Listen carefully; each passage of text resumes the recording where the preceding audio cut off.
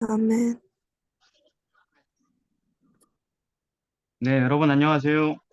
안녕하세요. 안녕하세요. 네, 오늘은 교과 토의가 12과죠. 12과. 네, 하나님의 인과 짐승의 표 두 번째 시간입니다. 기억절은 계시록 13장 10절인데요. 함께 읽어보겠습니다. 시작.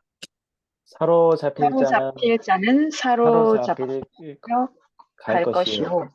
칼에 죽은 칼에 자는 죽을 자는 마땅히 칼에 마땅히 죽을 칼에 죽을 것이니 것이다. 성도들의 성도들의 인내와 인내는 믿음이 여기 믿음이 여기 있느니라. 있느니라. 예, 감사합니다. 그런데 지금 방금 전에 개역 개정판을 읽으신 거죠? 네, 앞부분만 다시 한번 읽어보실까요? 잡힐 자는 사로잡혀 갈 것이요. 그렇게 해석됐군요. 개역 개정판은. 개역 한글판에 이렇게 써 있습니다. 사로잡는 자는 사로잡힐 것이요. 칼로 죽이는 자는 자기도 마땅히 칼에 죽으리니. 어떤 게 더 자연스러운 것 같아요? 한글판이 자연스러운 것 같아요. 그죠? 예, 그래서 여러 번역들을 다시 봐야 되는 부분이 있습니다. 개역 개정판으로 보면 이 부분이 좀 헷갈리겠네요. 뿌린 대로 거둔다라는 느낌이 안 나네요. 그 번역은. 맞죠? 네, 칼에 네, 죽이는 자. 이 번역, 개역 한글판은 뿌린 대로 거두게 될 것이다. 성도들의 인내와 믿음이 여기 있다. 이렇게 되거든요. 자, 이번 교과는 지난번에 이어서 셋째 천사의 기별 연구고, 이제 결론적으로 가장 민감한 이슈인 짐승의 표를 받는다는 것이 구체적으로 어떤 모습으로 나타날 것인지에 대한 그런 연구를 하게 될 것입니다. 이렇게 하면 새 천사의 기별이 끝나게 되겠죠. 오늘까지 해서. 네. 자, 일요일입니다. 제목이 뭡니까? 죽게 되었던 상처. 상처. 예, 이제 그 짐승의 표를 정확하게 알기 위해서 다시 한번 차근차근 볼 건데요. 마지막 때 그 표를 강요하게 될 그 짐승이 과거에 최상권을 지녔던 기간은 언제부터 언제일까요? AD 538년부터 AD BC 1798년. 자, 그거를 우리가 알 수 있는 이유는 일단은 전체 기간에 대한 정보가 나왔죠, 성경 안에. 네, 네. 어떤 표현들이 나왔나요? 계시록 12장 6절에 1260일 동안 네, 나왔고요. 네, 다니엘 7장 25절에 한때, 두때, 반때 네. 그렇게 또 없습니까? 더 있는데요. 우리가 짐승의 표 얘기하면 짐승의 표는 13장에 나온 얘기잖아요, 그죠? 네. 네, 13장에는 없습니까? 42달 일할 42달. 권세들. 그렇죠. 이렇게 해야지 되는 겁니다. 왜냐면 아까 밖에 있는 것들만 얘기하면은 13장에서 짐승의 표를 구치로 얘기하는 그 장면에서는 그 바깥에 한때, 두때, 반때나 또는 1260일이나 그죠? 이런 네, 것들을 여기서 연결시킬 수 있는 고리가 필요한데 그게 뭐냐면 42달이에요. 음, 그래서 42달 31 곱하기 30 곱하기 42 하면 1260이 되고 그걸 1년 기준으로 나누면 3년 반이 된다. 한때, 두때, 반때가 된다. 같은 기간이다. 누구도 이것이 다른 기간이라고 주장할 수 없다. 성경을 읽어본 사람은 네, 1260년이라는 기간 분명히 성경에 나왔습니다. 그런데 그것을 아까 연도를 특정하셨는데 538, 1798 이렇게 특정하셨는데 그걸 특정할 수 있는 근거가 뭡니까? 성서적, 역사적 근거가 뭡니까? 역사적으로 AD 538년에 로마 황제 유스티니아누스가 이제 로마 주교에게 공식적으로 신앙의 수호자 역할을 이제 부여했습니다. 그래서 이제 이때 이제 교황이 어, 이제 활동하기 시작하는 때가 538년. 그렇게 되리라는 성경의 역사적인 예언이 있나요? 그 시점에 그렇게 되리라는 성경의 예언이 있습니까? 그러니까 우리가 무조건 로마를 그냥 나쁜 놈으로 단정 지어놓고 그렇게 몰고 갈 게 아니고 정말 꼼꼼히 다 정말 그런지 성경으로 그걸 우리가 좀 살펴봐야 되지 않을까요? 1260년 동안 박해한다는 건 분명한데 그게 왜 538년에 시작하냐 이거죠.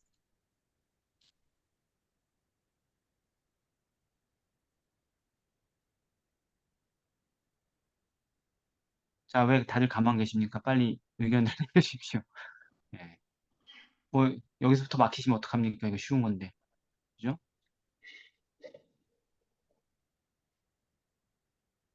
우린 무조건 성경으로 해야죠. 그죠? 역사는 그 다음이고. 그렇죠? 네.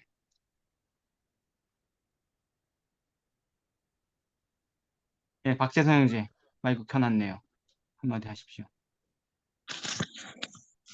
그 교과서에 보면 공식적으로 신앙의 수호자 역할을 부여했다고 주교가 되게 로마 황제가 아니, 우리 역사적인 자료를 갖고 오기 전에 성경이 그렇게 될 때 시작된다는 얘기가 어딨냐는 거. 잘 모르겠습니다. 잘못으로 가. 자, 뭐, 알겠습니다. 그렇게 되면 제가 또 설명을 해야죠. 자, 시작과 끝이 있는데, 1260년에. 1260년에 끝 사건을 성경에 찾아도 돼요. 왜? 기간이 정해져 있으니까 끝 사건을 알면, 끝의 연도를 알면, 당연히 1260 빼면은 첫 연도도 알 수 있고, 끝에 대한 예언이 없으면 앞에 사건에 대한 예언을 찾아서 그 연도를 찾으면 됩니다. 그러면 또 어떻게 돼요? 기간이 정해져 있으니까 끝나는 기간도 정확하게 떨어지겠죠. 그죠? 네. 그냥 둘 중에 하나만 찾으면 돼요. 어느 걸 찾는 게 더 편할까요? 어느 쪽 정보가 있을까요, 성경에? 끝. 끝에 1798년에 있을 사건이 예언돼 있을까요? 1538년에 사건이 예언돼 있을까요? 성경에. 앞에 대한 거? 앞에. 또는 어떤 분은 끝에. 앞에 있다고 얘기하는 분은 어디 있을 것 같아요, 그 얘기. 그러게요. 그가 장차 지극히 높으신 이로 말로 대적하며 아, 그거 가지고는 힘들죠. 그래요? 예. 그거는 되게 오랜 후에 나오는 음, 교황무호설 뭐 이런 것들은 오랜 후에 이게 회의를 통해서 결정되는 겁니다. 짐승이 과장되고 신성 모독을 말하는 입을 받고 그러니까 그런 것들은 뭐 다 나중에 점점점 증대되는 것들이죠. 자, 우리가 맨날 538, 1798 외우고 뭐 대기본 상식처럼 맨날 다니엘서 할 때마다 얘기하지만 왜 그 날짜로 해야 되는데요? 왜 그 연도로 해야 되는데요에 대한 질문에 대한 답은 잘 못해요. 성경으로. 제가 하겠습니다. 우리는 독특하게 끝에부터 해볼까요? 끝에부터. 우리 계시록 공부하고 있으니까. 계시록엔 끝에 관한 얘기가 나와 있어요. 네, 계시록 13장 3절에 보면은 그의 머리 하나가 상하여 죽게 된 것 같더니 하면서 그 짐승의 통치 기간이 끝나는 장면이 나옵니다. 그의 머리 하나가 상하여 죽게 된 것 같더니 그죠? 네, 그런데 짐승이 42달 동안 일할 권세를 받았다 이렇게 써 있어요. 자, 이 표현을 잘 보시면 됩니다. 아, 시작은 권세를 받고 42달 동안 일할 뭘 받았다고요? 권세를 권세 받았다. 아, 권세를 받는 것부터 시작해야 되는 거구나. 그리고 또 언제 끝나는 거예요? 권세를 42달. 빼앗길 때까지구나. 네, 맞습니까, 여러분? 네, 네. 권세를 받을 때부터 권세를 빼앗길 때까지 기간을 얘기하는 거구나. 이 예언이, 기간이 1260년이. 그런데 권세를 빼앗길 때 머리 하나가 상하여 죽게 된 것 같이 되겠구나. 그 이 표현 정확하게 뭘 얘기하는지 모르겠는데 적어도 우두머리가 죽겠구나. 그죠? 네, 네. 네, 머리니까. 그리고 나서 10절에 다시 힌트가 나옵니다. 어떻게 죽게 되는지.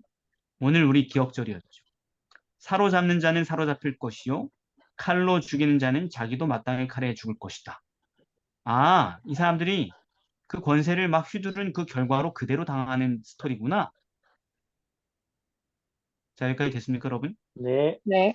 네, 그래서 아, 이 예언에 따르면 42달 권세가 끝날 때 권세를 잃어버리게 될 건데 그 머리 하나가 상하여 죽게 된 것 같이 될 것이고 그렇게 된 것은 그들이 사로잡고 칼로 죽이던 그 행위에 대한 보복 결과가 될 것이었다. 이게 역사적인 사건이 돼야 되는 거죠. 네, 근데 이거에 대한 더 자세한 설명이 계시록 11장에 나와요. 배경이. 11장에 가보면은 계시록 11장 7절에 저희가 그 증거를 마칠 때 저희는 하나님의 백성들 또는 성경을 얘기하는 겁니다. 그런데 그 맞출 때가 언제냐면 한때와 두때와 1260년 동안의 기간이 맞춰질 때라는 얘기예요. 앞에 문맥을 보면. 근데 그때 무적행으로부터 올라오는 짐승이 저희로 더불어 전쟁을 일으켜 저희를 이기고 저희를 죽일 것이다. 그죠? 참 증인들을 공격하고 죽일 것이다. 네. 언제? 한때와 두때가 끝나는 그 기간. 짐승의 권세를 잃어버린 그 사건에 있을 사건입니다, 이것이. 근데 누가 그 짐승이 뭐냐? 무정으로부터 올라온 그 짐승이 뭐냐? 그 짐승은 또 다른 짐승인 거죠. 무정으로부터 올라왔으니까 이제 막 등장한 짐승이잖아요. 네. 한때 두 때부터 박해하던 그 짐승이 아니에요, 그죠? 네. 박해하던 그 짐승의 기간이 권세가 끝날 무렵에 새로운 권세가 등장했다는 얘기잖아요. 걔네는 영적으로 하면 소돔이래요. 가장 하나의 법이 무시되는 완전히 하나의 법도가 묻히는 음란하고 타락한 사회가 될 것이고 또 영적으로 하면 애굽이라고도 할 수 있다고. 애굽은 뭐예요? 출애굽. 아니, 출애굽의 그 애굽인데 애굽이 상징하는 바가 뭐예요? 죄, 영적으로 하면 애굽이 출애굽기 5장 2절 바로가 가로되 여호와가 누구간데 내가 그 말을 듣고 보내겠느냐 난 여호와를 모른다. 하나님을 대적해요. 무신론이죠 무신론. 네. 예, 하나님이 없다. 우리에게 하나님이 없다. 이걸 주장한 세력이 애굽인 거예요.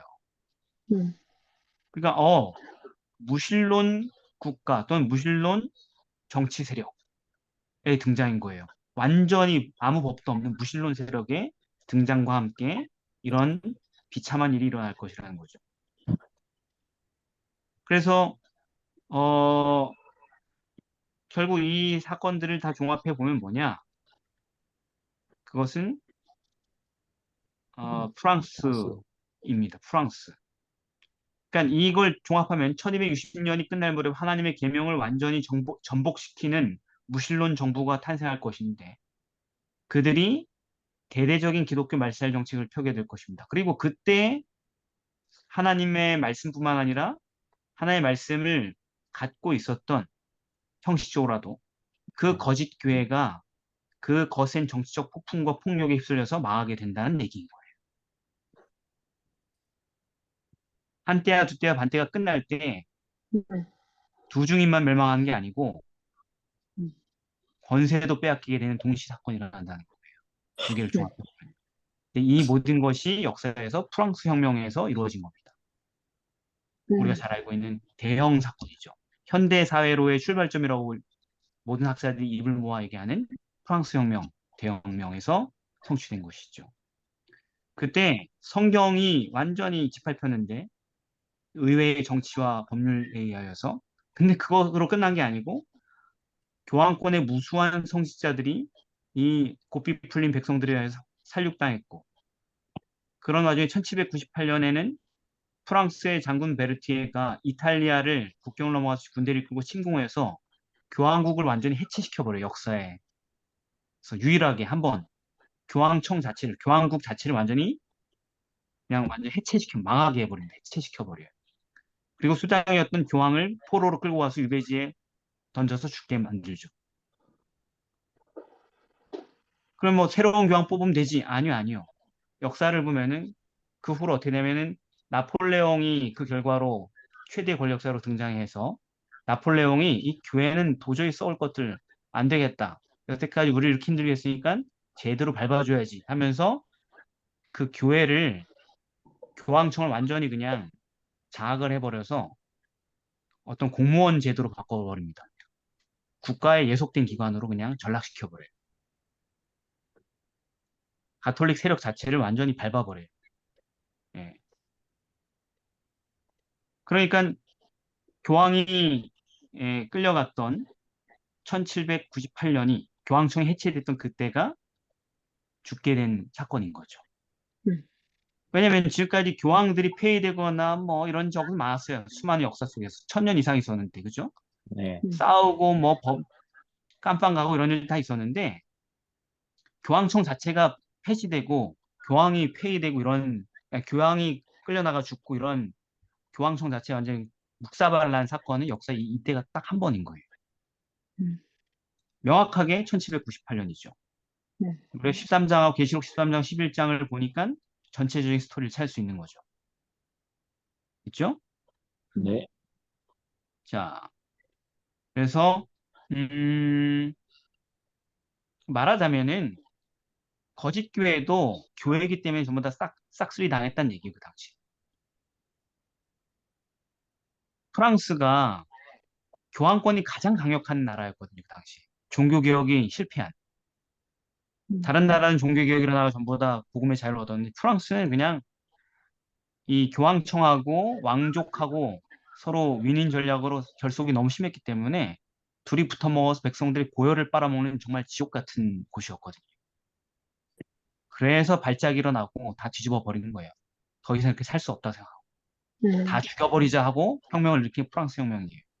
그래서 왕도 전부 다 목 잘라버리고 성시장도 전부 다 노예로 팔아버리고 불태워 죽이고 갤리선에 막 강제 노적기 하고 막 이렇게 하는 비극이 나왔던 것이죠.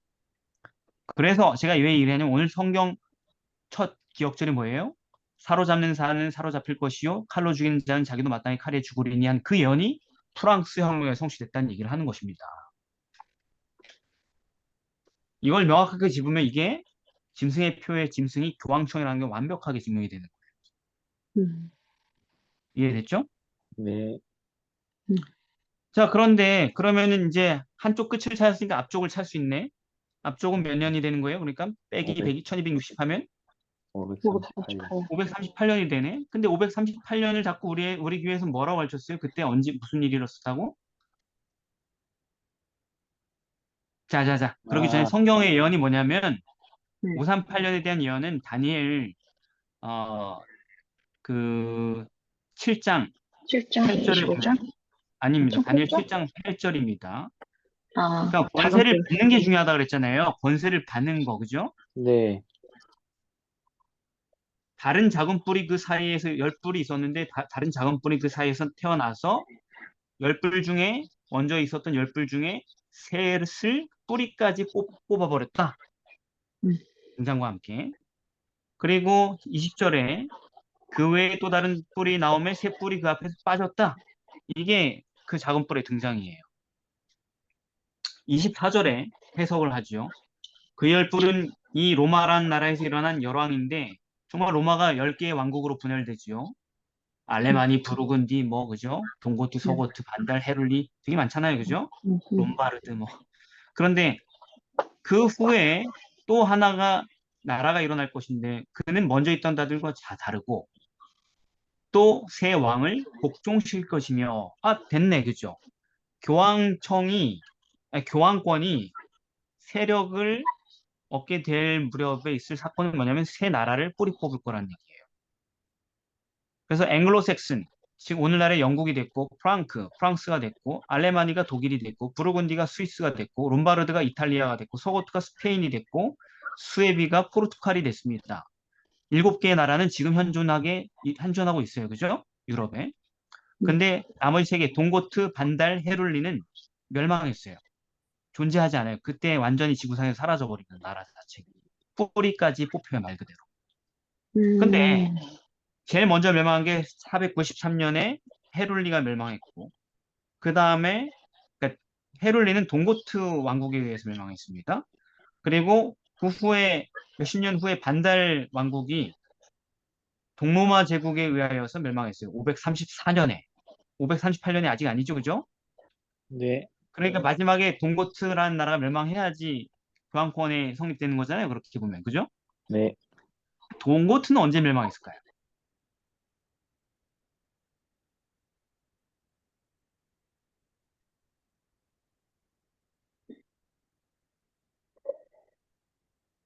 동고트는 538년? 다들 저렇게 알고 있단 말이에요. 동고트 왕국이 538년에 멸망해서 교황권이 확립됐다 이렇게 얘기하는 그런 자료는 잘못된 자료예요. 지금까지 교단화에서 그렇게 자세한 설명 없이 538년에 동고트 멸망했다 이렇게 얘기하는데 동고토는 552년에서 553년 한참 뒤에 멸망합니다. 자료가 정확하지 않았다고요. 역사를 뒤져보면 여러분들이 동고트의 멸망은 552년이에요. 그러니까 538년이라는 날짜가 아니에요. 동고트의 멸망. 음, 근데 538년이라고 성경은 얘기하고 있죠, 그죠? 네, 그러니까 뒤에서부터 계산하면 1798년 명확하니까. 네. 자, 이 동고트 반달 헤룰리가 왜 멸망했는 줄 아십니까? 작은 불에 의하여서. 그냥 심심해서 일어나다 보니까 옆에 있어가지고. 물론 이 세력의 위치들이 이탈리아 반도, 이탈리아 반도 밑에 있는 북아프리카 지역입니다. 인접 지역이 맞아요. 왜냐면은 동고트 반달 헤룰리는 전부 다 로마 제국을 침범하여서 로마 제국 내에 정착한 게르만 민족들이었고, 그런데 이 사람들이 로마 제국에 들어오면서 기독교를 받아들였는데 하필 이 사람들이 전부 다 아리우스파 기독교 신봉 세력이었어요. 혹시 아십니까? 혹시 아타나시우스파와 아리우스파의 대결, 삼위일체 토론 논쟁, 기독교 최초의 논쟁, 이단 논쟁, 삼위일체 논쟁이었습니다. 그래서 열국 중에 세 개의 나라가, 그러니까 예수님은 창조주가 아니고 피조물이다, 이런 음, 파생된 존재다라는 아리우스라는 사람의 주장을 받아들인 기독교 세력이었던 거예요. 그리고 로마 교회를 포함한 대다수의 제국들은, 황제와 이런 사람들은 아타나시우스파였던 것입니다. 삼위일체파였던 거죠, 말하자면. 그래서 이것이 전쟁의 빌미가 된 거예요. 서로를 이단으로 규정하고 전쟁하게 돼서, 로마 교회의 대적이었던 그들을 전부 다 멸망시키는 것입니다. 교리가 달랐기 때문에 전쟁하고 멸망시키고, 그래서 셋불이 뽑힌 것입니다. 그래서 로마 교회가 황제의 군대를 이용하여서 그들을 멸망시켜 자기들과 다른 교리를 주장하는 세력을 멸망시키게 된 것이죠. 그런데 왜 554년, 2년, 뭐 3년 이런 게 아니고 538년이냐? 왜냐하면은 이 기준은 그 그러니까 1260년의 기준은 뭐냐면 박해를 한 기간이 아니고, 또는 뭐 다른 기간이 아니고, 왕국이 무너지고 나는 기간이 아니고, 그 세력이 권세를 받고 빼앗기까지의 기간이기 때문에 그래요. 네, 황제의 칙령은 언제 발표되냐면 533년도에 발표됐어요. 황제는 이렇게 발표했습니다. 로마 교회 감독을 전 세계 기독교의 머리요, 교리 확정자요, 이단을 처벌하는 권위자로 임명하는 칙령을 발표했어요. 하도 이 이단 논쟁 속에서, 정치 논쟁 속에서 어려우니까 그냥 교황을 그냥 세워버린 거예요. 이런 문제를, 이단을 최종권을 가지고 판단할 수 있는 사람을 세워버린 거예요. 그런데 그게 533년이었어요. 이것도 아니네. 533년. 아니고 552년도 아닌데 왜 538년이 나왔나? 왜냐하면 왜냐하면은 538년의 전쟁 중에 이 사실은 동고트가 로마 교회, 그러니까 이탈리아 로마 수도를 전부 다 점령하고 있는 주둔 군이었거든요. 그런데 그때 황제의 군대에 의하여서 점령지에서 포위를 풀고 도망가게 됐습니다.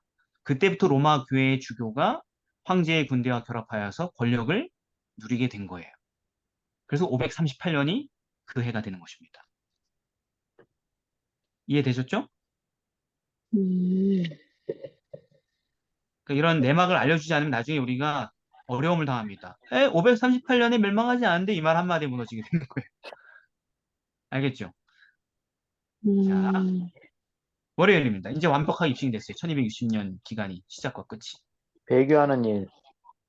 자, 근데 말세에 짐승의 표를 온 세상에 강요하는 그 집단이 무슨 다른 종교나 사탄 숭배 집단이 아니라 기독교라는 주장을 어떻게 우리가 성경을 확증할 수 있습니까? 이건 좀 쉬운 문제인데요.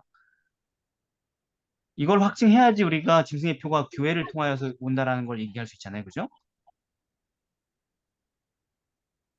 계시록 13장 7절에 또 네. 권세를 받아 성도들과 싸워 이기게 되고 각 족속과 백성과 방언과 나라를 다스리는 권세를 받았으니 죽임을 당한 어린 양의 생명책에 창세기로 농명되지 못하고 이 땅에 사는 자들은 다 짐승에게 경배하리라.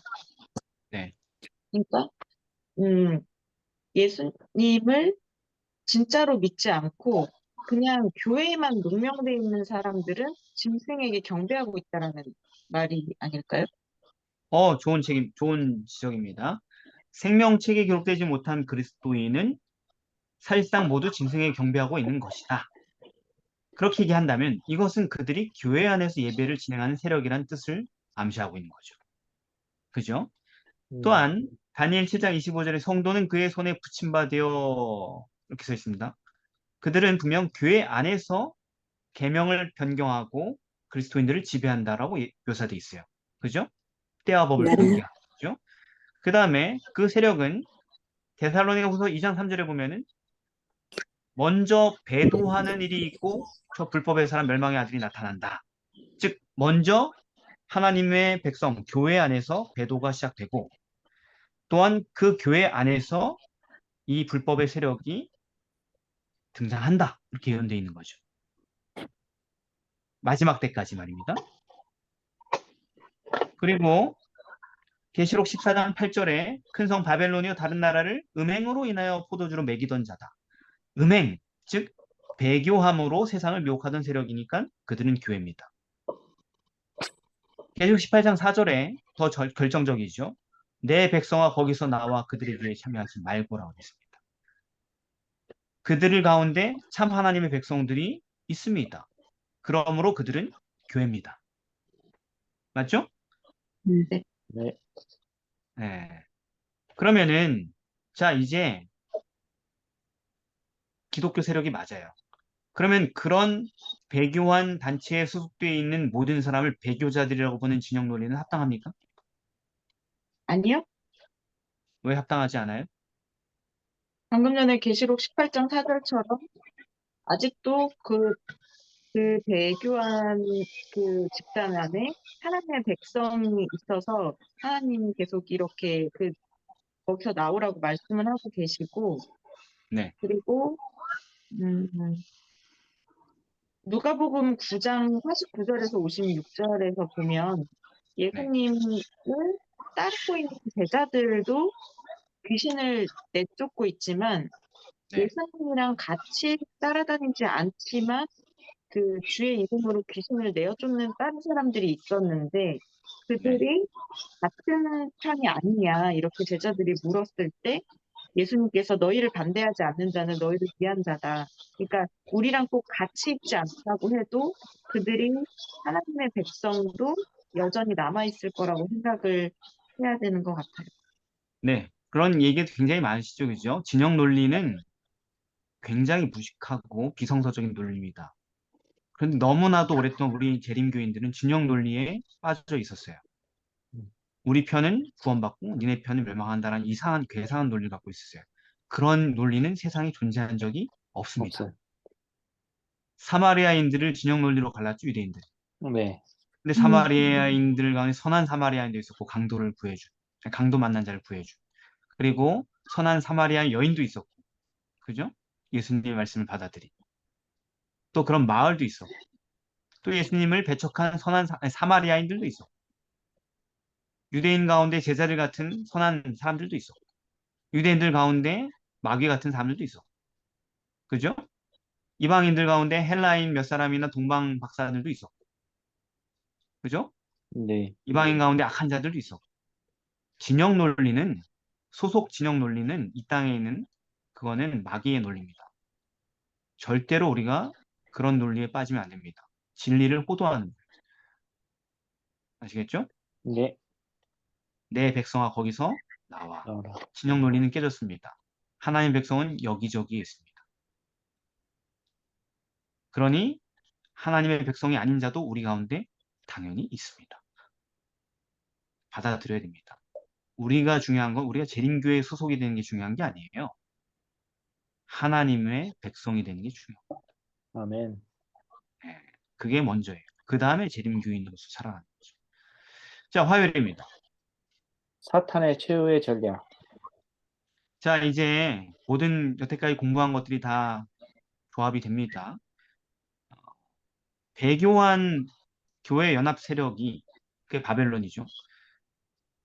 마지막 때 참교회를 억압하고 그들의 배교에 동참하게 강요하기 위해서 취하게 될 구체적인 이제 전략이 무엇입니까? 성경에 따르면 성경에 따르면 계시록 13장에서 봤을 때 칼을 상하였다가 살아난 짐승을 위하여 우상을 만들고 또 그 우상에게 경배하지 아니하는 자는 다 죽이게 하고 또 이마에나 손에 표를 받게 하고 만약에 그 표를 갖지 않으면 매매를 못하게 한다. 그러니까는 그게 구체적인 전략이 뭡니까? 네, 권세를 가지고 나서 네. 법적으로 우상 숭배를 하도록 강요를 하는데 그러면서 이것을 하지 않으면 생명을 핍박하고 경제적인 고통까지도 주게 합니다. 예를 들어서 예전에 이제 다니엘 3장에서 봤을 때 금신상이 절하지 않으면 전부 다 풀무에 던지겠다라고 했을 때 또는 뭐 에스더에서도 왕이 법을 만들어서 이 왕을 거스르는 이 백성들을 다 죽여야 된다고 법률을 만들었을 때 네. 그리고 다니엘서 6장에서도 만약에 그 다리오 왕 말고 다른 사람에게 기도를 하는 사람은 서자굴에 던지기로 한 이런 법령 같은 것들을 만들어서 이 법령을 지키지 않은 자들은 죽게 만드는 그런 일이 일어나. 네, 감사합니다. 잘 정리해 주셨어요. 계시록 17장에 보면은 12절, 13절 보면 내가 보던 열불은 열왕이니 아직 나라를 얻지 못하였지만 다만 짐승으로 더불어 임금처럼 권세를 일시 동안 받으리라. 저희가 한 뜻을 가지고 자기의 능력과 권세를 짐승에게 주더라. 이 계시록의 여러 예언들에 따르면 마지막 때에 있을 열왕의 권세의 지지를 힘입어서 그러니까 마지막 때 세계를 군림하는 권력들의 모든 지지를 힘입어서 즉 국가 권력들을 등에 업고 그 교회가 다른 사람에게 예배를 강요하게 될 것이다. 그리고 지금은 왕정 국가가 아니라 법치 국가이기 때문에 왕명이 아니라 입법 절차를 통해서 국가 권력을 사람들에게 이용하게 될 것이라는 것입니다. 그리고 그 입법 절차에는 그 배교한 교회들의 교리에 사람들이 굴복하도록 하는 내용과 여기에 불응하는 사람들에 대한 경제적인 또는 뭐 사법적인 또는 사형에 이르는 강한 처벌들이 포함된 내용으로 가게 될 거라는 거예요. 명확하죠, 그죠? 성경을 보니까 이게 마지막 시나리오예요. 네. 그리고 이후로는 에스더서에 묘사된 것처럼 그들이 처형당할 날까지 정해지게 될 것입니다. 마침내 저항하는 자들. 그런데 이런 걸 누가 따르겠냐? 이 문명 세상에 다 됩니다. 이 세상은 다 그렇게 돌아와서 현대 사회에 와서도 집단 이기주의라는 것이죠, 그죠? 네. 네, 요한복음의 11장에 보면 예수님을 처치하는 문제에 대하여서 사내들인에서 마지막 회의가 열렸는데 이거를 결의시킬지 말지를 사람들이 선뜻 결의를 하지 못했어요. 왜냐하면 죄가 없거든. 잘못한 게 없거든. 선지자 같거든. 나는 다 종교밥 먹고 사는 사람들인데 그 정도는 알거든요. 양심적으로 그렇게 할 수가 없어. 불의해. 불법적이야. 절차도 없어. 그런데 그걸 누가 눌러버려요? 가야바란 대제사장이 나서죠. 그죠? 네. 그리고 이렇게 말합니다. 너희가 아무것도 알지 못하네? 잘 생각해봐. 한 사람이 백성을 위하여 죽어서 온 민족이 망하지 않게 되는 것이 너에게 유익한 줄 생각지 아니하는도다. 그 말로 끝났어요. 이해 타산, 집단 이기주의. 그날부터 저희가 예수를 죽이려고 모여야 돼요. 결의가 된 겁니다. 십자가가. 이와 같이 세상 사람들 다 이기적이에요. 결국 자기에게 양심적으로 옳지 않다 할지라도 자기에게 피해가 되는 것보다 자기의 이득이 되는 쪽으로 붙게 되는 겁니다.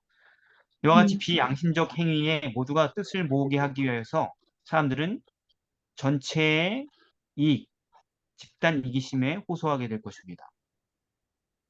그리고 그건 항상 먹히죠. 네. 이 세상에서. 소수를 해치는 건데 뭐가 어떠냐. 다수의 이익을 위하여서. 그렇게 흘러갈 겁니다. 수요일입니다. 짐승의 표. 자, 이제 이제까지의 모든 연구들을 다 종합해 볼 때 결국 짐승의 표란 무엇을 의미합니까? 경배. 아니, 그거는 짐승의 표를 찾기 위한 추적의 한 요소일 뿐이고 결국은 뭡니까, 결국? 이게 무슨 뭐 바코드입니까? 베리칩입니까? 뭡니까? 사단을 숭배하는 자들. 아무 일요일 법령. 사단이야 뭐 그렇죠. 일요일 법령이 아니고 일요일 강제. 강제? 강제. 왜냐면 강제 조건이 있으니까 거기에. 심사 연구한 음. 거. 이제까지 조사한 계시록 본문 연구에만 따르면 첫째, 이 짐승의 표는 창조주의 뜻에 반하는 태양 숭배와 관련이 있는 것이다. 지난번 했죠, 그죠? 네. 네. 태양 숭배와 관련이 있는 어떤 것이다. 둘째, 로마 교회가 하나님의 명령 가운데 때와 법을 변경한 것과 관련이 있다. 그죠? 네. 단일 실정에 하면. 셋째, 그 행위가 그 짐승의 표를 받는 행위가 하나님의 계명을 전면적으로 어기는 예배와 관련된 행위다. 네. 넷째, 이 짐승의 표는 로마 가톨릭과 배교한 개신교와의 공통 분모다. 네. 다섯째, 예배 행위를 국가의 법률로서 제정하여 강요하는 형태가 될 것이다. 네. 맞잖아요. 본문에서 다 찾은 거잖아요. 네. 네. 그러니까 그냥 생뚱맞게 이거다 하고 특별하게 하는 게 아니고 진짜로 그냥 어렵지 않게 이것이 뭔지 우리는 찾을 수 있습니다. 그러므로 이 주요 정보들을 종합한 결과는 일요일 예배를, 태양의 날인 일요일 예배를 경배일로 강요하는 국가 법령이 되는 것입니다. 그게 짐승의 표예요. 그러므로 짐승의 표는 모든 사람의 종교와 양심을 강요하게 될 일요일 강제 법령이 되는 거예요. 자, 이게 지금 막 우리의 어떤 스타일로 우긴 겁니까? 아니면 성경 전체에 다 찾은 정보입니까? 성경 전체. 성경 전체. 이거는 어떤 개신교인들이 봐도 이렇게 다 하나씩 하나씩 검증하면은 다르게 해석할 길이 없어요. 이 조건을 다 만족시키는. 그것은 일요일 강제 법령이에요. 일요일을 강제로 예배하라는 법령이 세계적인 단위로 일어나게 될 때 그때가 세상 진짜 마지막의 마지막 때가 될 것입니다. 음.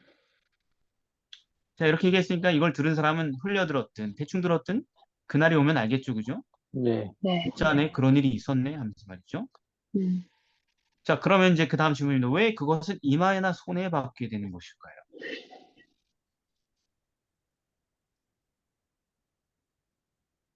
왜 이런 표현을 썼을까요? 성경, 계시록.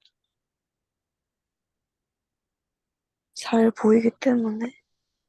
이마에는 잘 안 보이는데 내가 아무리 보려고 해도 이마에 있는 건 안 보이는데 잘.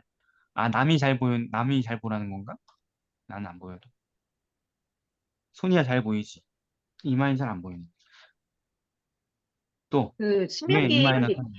예, 신명기에 보면 네, 이런 기호를 삼는 것을 미간에 붙인다라고 했었던 표현이 있었고, 네, 그리고 이사야 56장 2절에서 이제 안식일을 지키지 않고 내 손을 금하여 모든 악을 행치 아니하며라고 여기에서 이제 손이 행동 행동하는 것에 대한 표현으로 이렇게 손이라는 표현을 썼는데 이런 게 네, 이제 에스겔 18장 17절 손을 금하여 가난한 자를 압제하지 아니하고 다니엘서 4장 35절 누가 그의 손을 금하든지 혹시 이르기를 내가 무엇을 하느냐 할 자가 없도다. 그러니까 이마는 생각이고 손은 행동이고 이거 두 개를 같이 다 지켜야 하는데 근데 마음이 원해가지고 짐승의 표를 받는 경우는 이제 이마에다 받는데 예를 들어 머리로는 이게 틀렸다고 생각을 하더라도 이제 어찌할 수 없는 다른 이유 때문에 내가 행동은 또 짐승의 표를 받는 사람들과 똑같이 할 수밖에 없다면 손으로 표를 받게 되는 경우도 있어서 두 가지의 케이스가 나오는 거죠. 네, 교과의 감사합니다. 네, 교과의 교과예요. 제목이 짐승의 표와 하나님의 인이잖아요. 네네, 그래서 그 하나님의 인이 새겨지는 곳이 네, 바로 또 이마고 네, 그렇기 때문에 그 중요한 어떤 그 확실하게 극명하게 나눠지는 그 짐승의 인과 하나님의 인의 그 이제 새겨지는 곳을 것을 의미하는 어떤 그런 거에서 얘기를 한 네네네. 거죠. 맞습니다. 그거 관련된 겁니다. 조금 이제 잘 정리했는데 이다혜 성도님과 김사모님이 명확하게 뭘 증명하냐면 이마는 마음이다, 손은 행위다 이걸 명확하게 증명을 해야 되는 거죠. 그죠? 네. 주장하지 말고. 근데 마음을 증명을 안 했어요, 아직. 그래서 그걸 좀 증명하겠습니다. 이마가 마음인지. 에스겔 3장 7절을 보면 그러나 이스라엘 족속은 이마가 굳고 마음이 강팍하여 내 말을 듣고자 아니하리니 이렇게 써 있습니다. 이마가 굳고 마음이 강팍하여 다른 얘기일까요? 같은 얘기를 대꾸한 걸까요? 같은 말. 같은 얘기. 그렇죠. 예. 그래서 에스겔 3장에서 나도 네 이마를 금강석같이 딱딱하게 하겠다 이렇게 얘기한 건 마음을 강하게 하겠다는 얘기지. 정말 이마를 박치기로 해도 깨지지 않는 이마를 만들겠다는 얘기 아니시죠, 그죠? 네. 그래서 이마가 마음이라는 것입니다. 이마가 마음이에요. 여기 에스겔 3장 7절이 가장 결정적인 말씀이에요.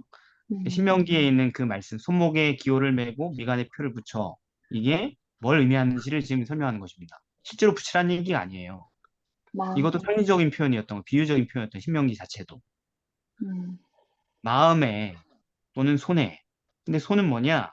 아까 그래서 이제 고린도후서 1장 22절에서도 우리에게 인치시고 보증으로 성령을 우리 마음에 주셨다. 하나님의 인을 어디다 쓴다 그래서 이마에 쓴다 그러는데 그걸 어디다 줬다 그래서 성령을 마음에 줬다 이렇게 돼 있죠. 그죠?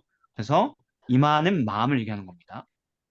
그 다음에 손은 아까 인용하신 이사야 56장 2절에 보면은 그 손을 금하여 악을 행치 아니하여야 하나니 이같이 행하는 손을 행치 아니하여 행하는 손은 행함입니다. 그죠? 음. 에스겔 18장 8절에도 손을 금하여 죄악을 짓지 아니하며 손이 행동이에요. 18장 17절에도 손을 금하여 압제하지 아니하며 이식을 취하지 아니하며 규례를 지키며 율례를 행할질대 안 하고 안 하고 하고 행동입니다. 그죠? 손은 행입니다. 그래서 끝났어요. 이마는 마음이고 손은 행입니다. 예. 그러므로 짐승의 표는 마음에 받든지 손에 받든지 할 것입니다. 즉 어떤 사람은 진심으로 일요일을 경배일로 삼게 될 것이고 또 다른 사람들은 그게 옳지 않은 줄 알지만 불이익과 해코지가 두려워서 뒤처지는 게 싫어서 남들한테 왕따 당하기 싫어가지고 그 범죄에 가담하게 될 것입니다. 재림교인들은 어디를 많이 받을까요? 손. 손. 그렇죠. 평생 어렸을 때 계속 배웠으니까 그게 아니라는 것은. 근데 막상 그 상황이 되면 무서워서 살아보려고 어떻게든 비굴하게 막 그렇게 하면 어떻게 되는 거예요? 손해받게 되는 것입니다. 그죠? 네. 예. 마치 빌라도처럼, 마치 시드기야 왕처럼 말이죠. 빌라도는 예수님이 무죄한 줄 알았어요? 몰랐어요? 알았어요. 알았어요. 마태복음 27장이나 요한복음 19장에 보면은 예수님을 어떻게든 자기 손으로 처리하지 않으려고 엄청 애를 씁니다. 피해 보려고. 찝찝하고, 불안하고, 두렵고, 그래서. 그러면 안 된다는 양심의 고동이 계속 들려와서. 근데 어떻게 해요, 결국? 예수님을 죽이게 같이 동참해요. 무리 앞에서 손을 씻어 가라. 손을 씻어요, 손을. 손을 씻어. 손을 씻다니 뭐예요? 내가 한 게 아니다. 이거예요. 내 행동이 아니다. 이거예요. 니네가 한 행동이다. 그죠? 그런데 네. 그게 뭐예요? 손에 표를 받는 거랑 똑같은 거예요. 마음은 아니지만 넘겨줬으니까요. 그래서 예수님이 뭐라 하냐면은 그러면 빌라도가 손에 표 받은 사람들이면 예를 들어서 바리새인들은 뭐예요? 사두개인들은? 이마. 이마. 그러니까 누구의 죄가 더 큰 거예요? 손. 똑같습니다. 같은 거. 근데 예수님이 이렇게 얘기하죠. 위에서 주지 아니하셨다면 나를 회할 권세가 없었으리니 그러므로 나를 너에게 넘겨준 자의 죄가 더 크다. 이렇게 얘기했어요. 아, 네. 그런데 그렇다고 해서 죄가 없다는 얘기가 아니죠. 그죠? 네. 큰 죄나 좀 덜한 죄나 다 똑같이 멸망하죠. 빌라도도 죄. 결국 멸망했죠. 그죠? 네. 비참하게 말년을 살다가 죽었습니다. 얼마 살지 못하고. 예수를 놓으려고 힘썼죠. 빌라도는. 그래도 결국은 넘겨줬어요. 십자가에. 네. 그 죄에 대한 처벌을 받습니다. 네. 유다의 마지막 왕이었던 시드기야도 마찬가지였어요. 예레미야 말을 잘 들었어요. 이 사람. 불안할 때마다 예레미야 불러가지고 내가 어떻게 해야 돼? 하나님의 말씀이 있느냐 계속 음, 항복하십시오, 항복하십시오. 그럼 살 수 있습니다. 근데 왜 결국 멸망했을까요? 왜 두 눈이 뽑혀가지고 비참하게 죽게 됐을까요? 왜냐면은 이렇게 얘기했어요, 시드기야가. 나는 아는데 갈대아인에게 항복한 유다인이 무서워. 무서운데 갈대아인이 나를 그들의 손에 붙이면 그 유대인들이 나를 조롱할까 염려가 돼. 뭐예요? 갈대였어, 갈대. 여론에 휘둘리는. 예레미야의 말이 옳다라는 건 내심 믿었는데 사람들이 무서워서 그렇게 굳굳하게 서지 못해서 멸망당한 거예요. 눈 뽑히고 아들 다 참당하고 사명당하고 우유부단했다고요. 우유부단. 그게 손에 짐승의 표를 받는 사람들의 모습이라는 것이죠. 엘렌 화이트 이렇게 얘기하네요. 그는 자신의 성년으로서의 고귀한 자유를 희생하고 굽실거리는 여론의 노예가 되었다. 이게 짐승의 표를 손에 받은 사람. 그는 악을 행할 확고한 목적도 없었고 이마엔 받지 않았어요. 근데 의를 위해 담대히 설 수 있는 결심도 없었다. 무서웠거든. 그는 시드기야는 예레미야를 통하여 주신 하나님의 말씀에 도덕적 정욕도 갖지 못했다. 시드기야의 우유부단함은 일종의 죄악이었는데 그것 때문에 그는 무서운 죄값을 지불했다. 이게 짐승의 표를 받고 멸망한 사람들의 모습이라는 거죠. 우리가 되게 여기에 들어가기 쉬운 사람들입니다. 마지막으로 목요일입니다. 안식일 시험. 예, 결국은 최종적인 시험은 안식일 문제가 되겠죠, 그죠? 마지막 네. 쟁점. 이렇게 되니까. 자, 우리가 이때까지 이미 연구한 바에 의하면 대체로 성경에서 하나님의 인을 받는다는 것은 원래는 뭘 의미했었어요? 우리가 연구한 바에 의하면 성령의 침례. 성령의 침례를 받는 것을 인을 받는다고 성경은 표현한단 말이에요. 그런데 어째서 마지막 때에는 그게 꼭 안식일 준수가 되는 것인지, 또 안식일 준수자들의 논리 아닌지, 왜 성령의 침례를 받는 게 인을 받는 건데, 왜 마지막 때 또 안식일 준수가 인이라고 주장하냐, 너희들. 여기에 대해서 좀 설명을 해보십시오.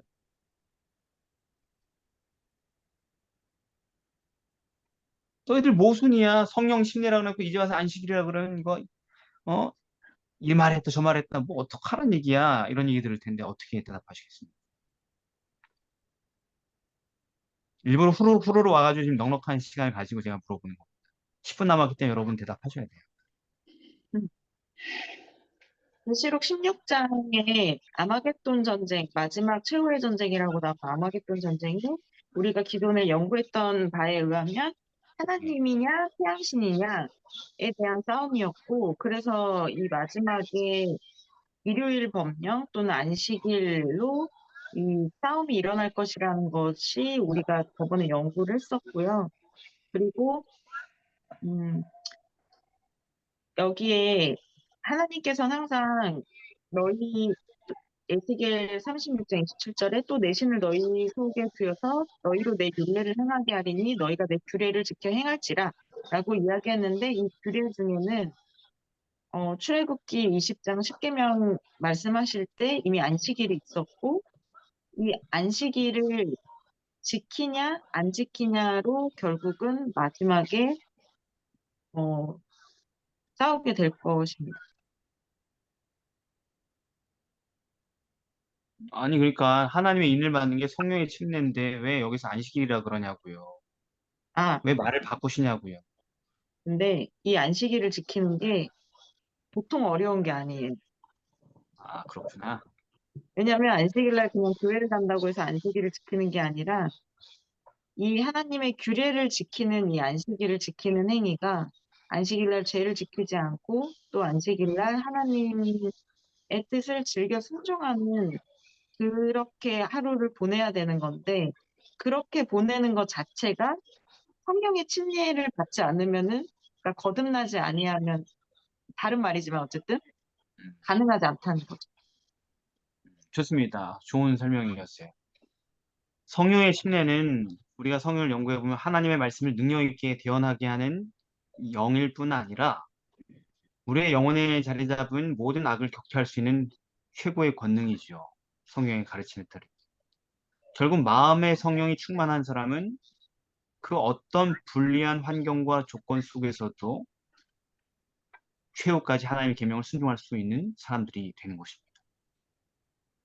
짐승의 표를 받는 것이 일요일 강제 법령에 굴복하여 충성하게 되는 것을 의미하는 원리도 동일한 원리입니다. 그냥 일요일 강제법령에 굴복하면 짐승의 표를 받았다. 근데 짐승의 표를 받는 게 사실은 반대로 얘기하면 악령이 충만케 된다는 얘기거든요. 사람의 마음에 사탄의 영, 계시록에 표현된 대로 귀신의 영이 가득하게 되면 그렇게 된다고 예언돼 있잖아요. 그죠? 그 사람의 양심의 힘은 완전히 소멸되고 어떠한 범죄도 그게 잘못된 줄 알면서도 저지를 수 있게 되는 게 악령이 충만할 때인 거예요. 악령이 나를 완전히 지배했을 때인 것입니다. 브레이크가 완전히 없게 되는 거죠. 그러므로 하나님의 인을 받는 것은 성령이 충만케 된 마음으로 최후의 위기 때에도 하나님의 계명에 충성하는 것이며 짐승의 표를 받는 것은 사단에게 완전히 장악된 마음이 되어서 하나님의 계명을 거역하는 것입니다. 그러나 짐승의 표는 이마에나 손에 받는데 하나님의 이는 이마에만 받는다고 기록된 이유가 뭘까요?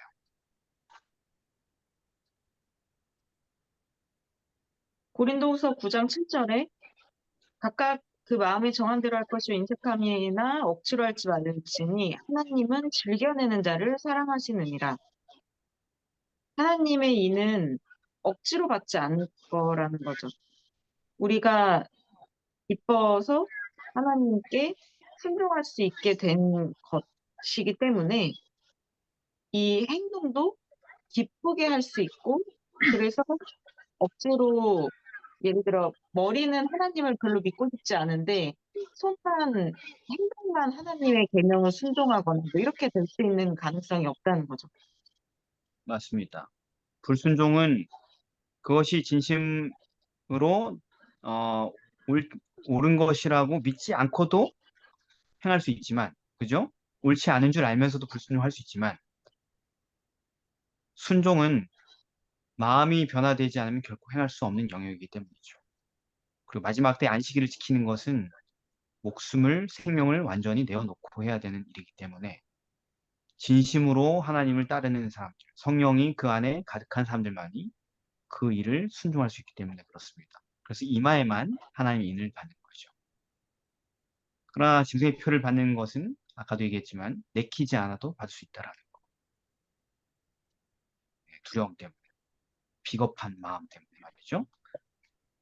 그래서 로마서 8장 7절에서는 이렇게 얘기합니다. 육신의 생각은 하나님과 원수가 되나니 이는 하나님의 법을 왜 굴복치 아니할 뿐만 아니라 할 수도 없습니다. 성령이 없는 사람은 하고 싶어도 하나님의 법에 굴복할 수가 없습니다. 육신에 있는 자들은 하나님을 기쁘시게 할 수 없느니라. 그러면 어떤 사람들이 하나님 기쁘게 할 수 있어요? 만일 너희 속에 하나님의 영이 거하시면 너희가 육신에 있지 않고 영에 있나니 누구든지 그리스도의 영이 없으면 그리스도의 사람이 아니라 성령이 그 마음 가운데 있는 사람은 순종을 통하여서 하나님께 기쁨을 드릴 수 있다라는 것입니다. 그래서 이마에만 하나님의 인이 맞아지는 것이고 이마에만 하나님의 이름이 기록되는 것입니다. 그래서 안식일 시험이 최후의 시금성이 될 것입니다. 누가 참 하나님의 백성인지. 왜냐하면 일요일 강제 법령이라는 조건 하에서 그렇게 될 것입니다. 지금이 아니고. 아멘. 자, 오늘 여기까지 했습니다. 이렇게 얘기하면은 본 교단이 인들을 향하여 성경을 가르쳐야 되는 내용에 일요일 강제 법령까지 설명할 수 있는 모든 조건이 갖춰진 거죠, 그죠?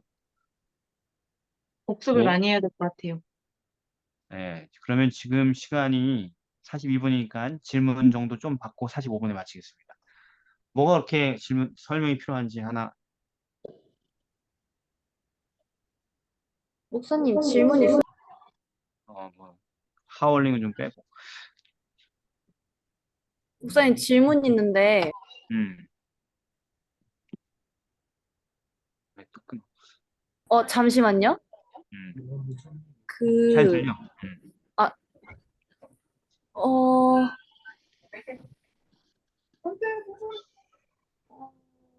그 전에 요한계시록 공부를 할 때, 그 마지막 때가 오는데도 이제 어찌됐든 돌아설 수 있는 기회가 있다고 하잖아요. 근데 인을 받은 이후에는 그러면은 아예 돌아설 수가 없는 건 아니잖아요? 아니, 돌아설 수는 있겠지만 돌아서지 않을 겁니다. 예언에 따르면. 마지막 때 마지막 인을 받은 사람들은. 여기 사람이 좀 많아서 죄송해요. 그리고 어디 더 있었는데. 그러니까 운명이 결정된 거예요. 하나님의 인을 받고 증세의 표를 받고 하는 그 순간 이미 조사 심판이 맞춰지고 운명이 결정되는 겁니다. 그리고 그 아까 화요일 소지할 때 네. 그 처형당할 날까지 정해진다라고 얘기를 했잖아요. 에스더에 묘사된 것처럼. 네네. 근데 그 야곱의 환난 이후에는 순교의 의미가 없으니까 죽는 사람이 없다고 하지 않으셨어요?